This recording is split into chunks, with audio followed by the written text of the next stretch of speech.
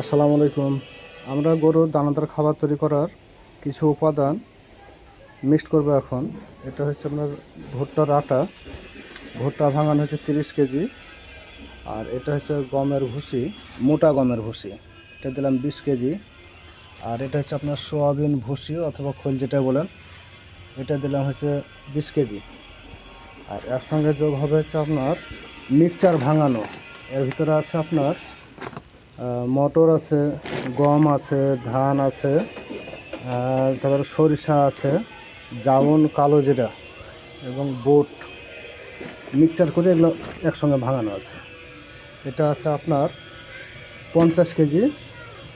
আর ভুট্টার আটা দিলাম হচ্ছে আপনার 30 কেজি। আর গমের চালটা দিলাম 20 কেজি, সোয়াবিন খোল দিলাম 20 কেজি। আর একসঙ্গে যোগ হবে ধানের গুঁড়া 20 কেজি। আর এর সঙ্গে এসব মেডিসিনগুলো যাবে, অ্যাড হবে।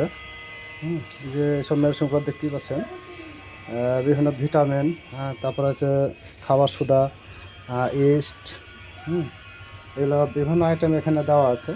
এগুলো সম্পূর্ণ একসঙ্গে মিক্সচার হবে। খাবার তৈরি করবো হচ্ছে আপনার 150 কেজি। তো এর ভিতরে যদি কোনো উপাদান থাকে অবশ্যই আপনারা কমেন্টসে জানাবেন যে ভাই আরও কিছু যোগ করলে ভালো হতো। তাহলে আমরা সে অনুযায়ী খাবারটা তৈরি করব। আসসালামু আলাইকুম।